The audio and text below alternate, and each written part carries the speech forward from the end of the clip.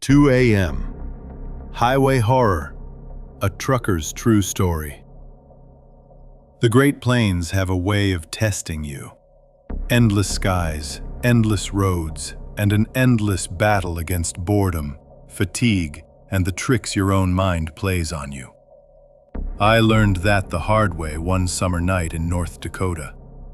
2 a.m., dead of night, alone on the highway, with nothing but the hum of my rig and the whisper of the wind for company.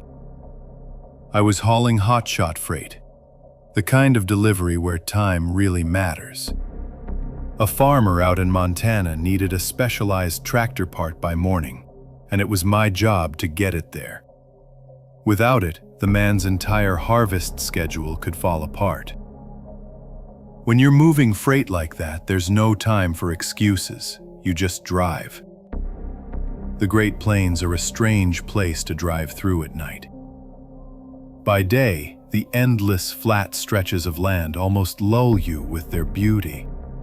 But at night, that beauty turns into something else entirely. Something vast, cold, and eerily empty.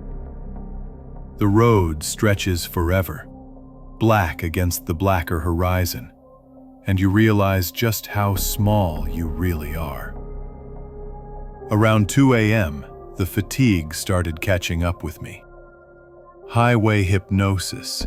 It happens to every long-haul driver sooner or later.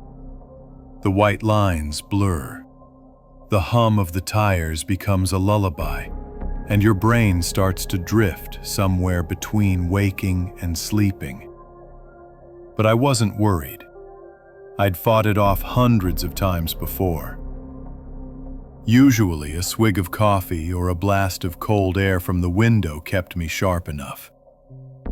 That's when I saw it. At first, it was just a dark shape far ahead of me on the road. Something long and low, stretched across my lane about half a mile up. Out there, where the land is flat and open, you can spot things way before you reach them. I slowed down slightly, squinting through the windshield. My first thought was that it was just a shredded tire tread, maybe a blown semi-retread that had peeled off and landed in the road. That's a common enough sight, and I was already preparing to shift into the opposite lane and avoid it. But the closer I got, the more wrong it felt. The shape wasn't jagged like a piece of rubber. It was smooth, uneven, human. My stomach turned cold. By the time I was a few hundred feet away, my headlights lit up the scene more clearly. My blood ran to ice. It wasn't debris at all. It was two people. They were lying head to toe, stretched across the entire width of my lane. Arms at their sides, perfectly still, like corpses. Every instinct in me screamed to slam on the brakes, jump out, and check if they were alive. What kind of human being leaves two people lying in the middle of a deserted highway? But another voice in me whispered something darker. They hadn't moved. Not when my headlights hit them. Not when my engine roared closer. Not even a twitch. I swerved into the opposite lane at the last second, my tires screeching against the asphalt. My heart hammered against my ribs as I brought the truck nearly to a stop just past where they lay. For a moment, I just sat there, gripping the wheel so tightly my knuckles turned white, staring into the rearview mirrors. They were still lying there, still motionless. I put the truck in reverse, my instincts battling each other in a brutal tug-of-war. One side of me said, "You can't just leave them. What if they're hurt? What if they need help?" But the other side said something else, something that chilled me deeper than the prairie night. A memory.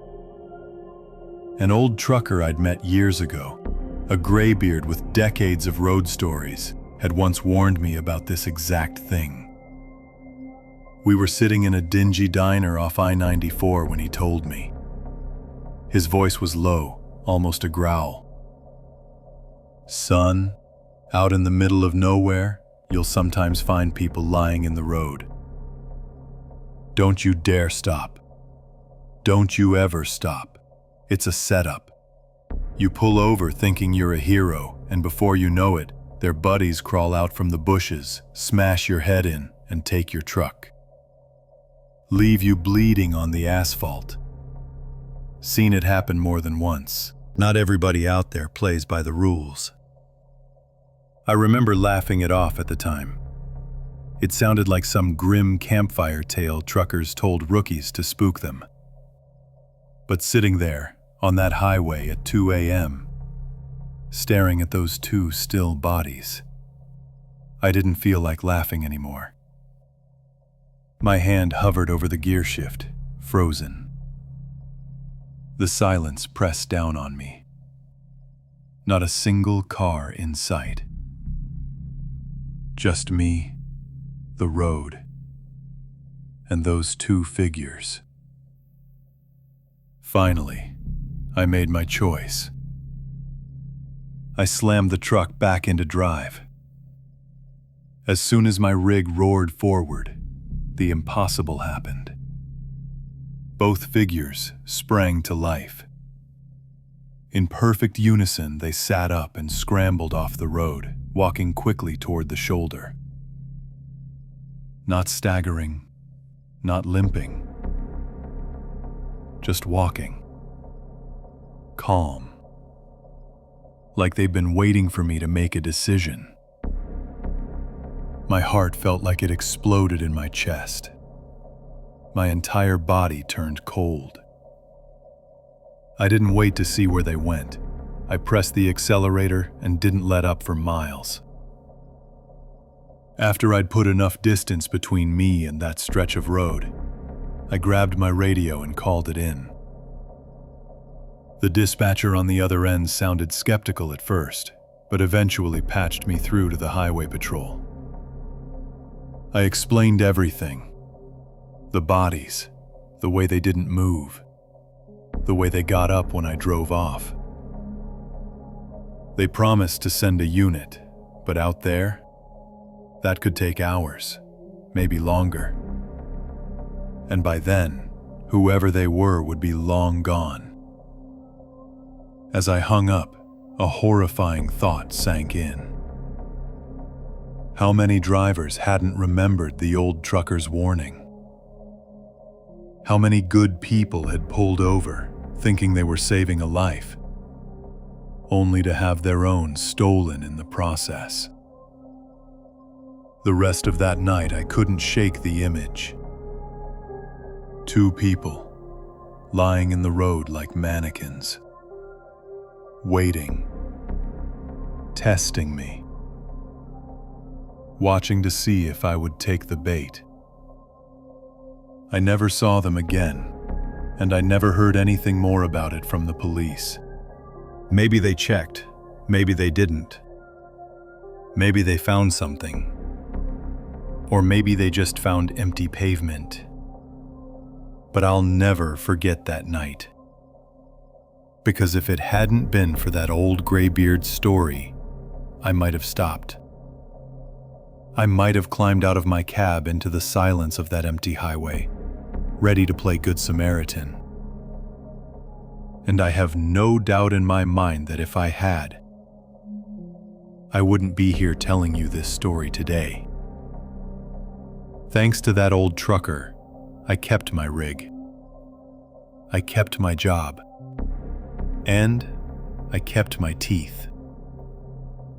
But most of all, I kept my life.